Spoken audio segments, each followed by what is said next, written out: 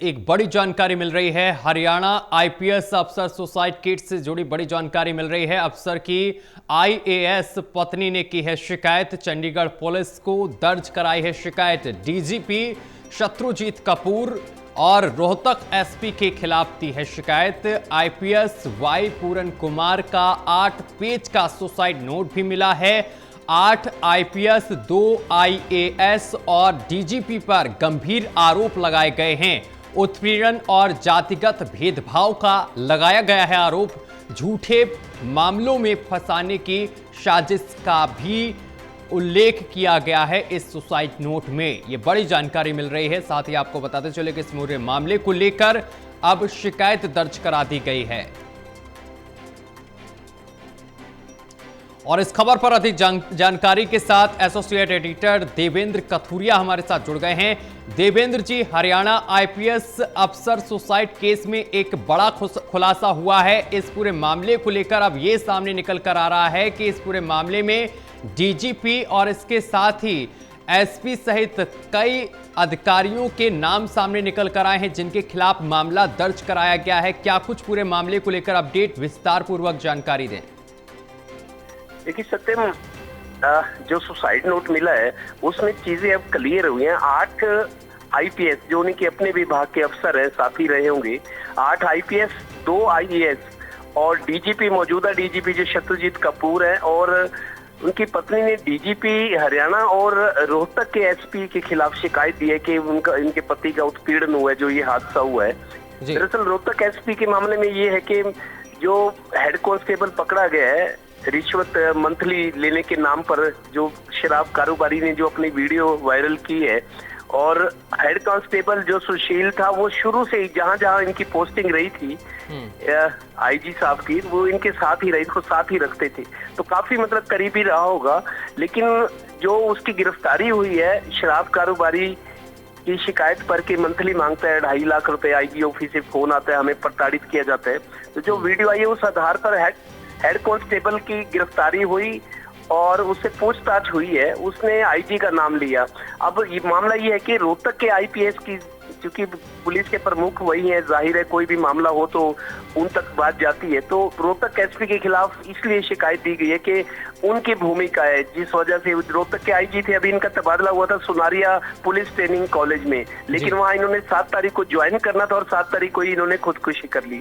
तो रोहतक के एसपी के अलावा डीजीपी जो कि पुलिस के प्रमुख है, कोई भी शिकायत जाती होगी तो उन तक जरूर जाती होगी। विभाग के मुखिया हैं डीजीपी शत्रुजीत कपूर, उनके खिलाफ भी शिकायत, इन दोनों के खिलाफ। उनकी पत्नी पी अमनीत कुमार, ये खुद सीनियर आईएएस है, नागरिक उड्डयन विभाग में डायरेक्टर जनरल है, प्रमुख है, तो सीनियर आईएएस है।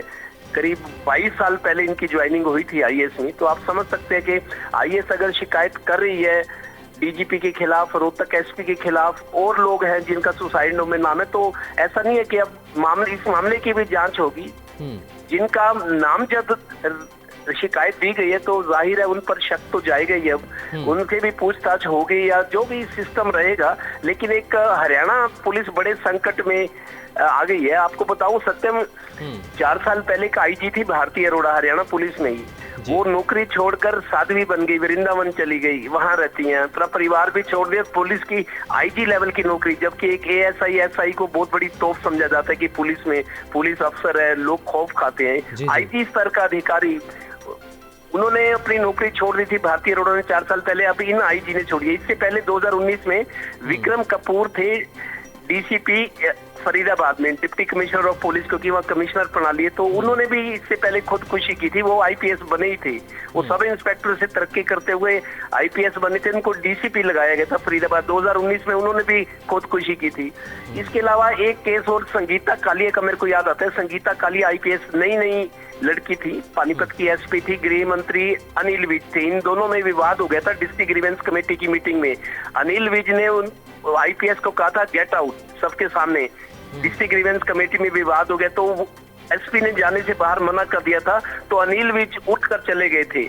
आप देखिए होम मिनिस्टर चला गया एक, जो दरअसल सत्यम जो डायरेक्ट आईपीएस आईएएस आते हैं उनको जो वो सोच कर आते हैं, मेरे को लगता है उनको वो माहौल नहीं मिलता। जो पॉलिटिक्स से जुड़े लोग हैं या सीनियर ऑफिसर्स हैं, कहीं ना कहीं दिक्कत रहती है एडजस्टमेंट में। वो सोच कर बहुत उनमें वो होता है कि डायरेक्ट आईएएस आईपीएस बनकर हम ये करेंगे वो करेंगे। जिस तरह का उनको माहौल मिलता है, वो कुछ लोग होते हैं जो निष्ठा से, ईमानदारी से एक मिसाल कायम करना चाहते हैं, लेकिन जब उस तरह का माहौल नहीं बनता तो मेरे को लगता है विद्रोही हो जाते हैं। और हरियाणा पुलिस में यही मेरे को लगता है चल रहा है कि एक आईजी लेवल की महिला ने नौकरी छोड़ के साध्वी बन गई, एक आईजी ने खुदकुशी कर ली, उससे पहले एक डीसीपी ने खुदकुशी कर ली सर्विस रिवॉल्वर से, अपनी सरकारी रिवॉल्वर से, इन्होंने भी सर्विस रिवॉल्वर से किया। अब देखिए आईजी लेवल तक के स्तर के अधिकारी तनाव में है, लगता है उनको वो माहौल नहीं मिलता जो वो सोच कर आते हैं, क्योंकि गैर वाजिब उन पर प्रेशर रहता है कुछ गलत सीधे उल्टे सीधे काम करने के। अब देखिए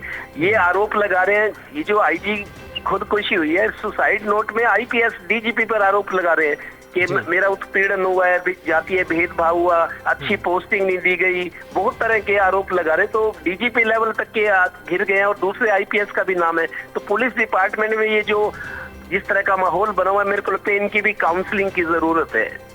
जी देवेंद्र जी, जिस तरीके से आरोप लगाए गए हैं, 8 पेजों का सुसाइड नोट भी बरामद हुआ है, इसमें ये तक कहा गया है कि उनका उत्पीड़न हुआ है, जातिगत भेदभाव भी उनके साथ हुआ है, झूठे केसों में फंसाने की धमकी भी उन्हें लगातार दी जा रही थी।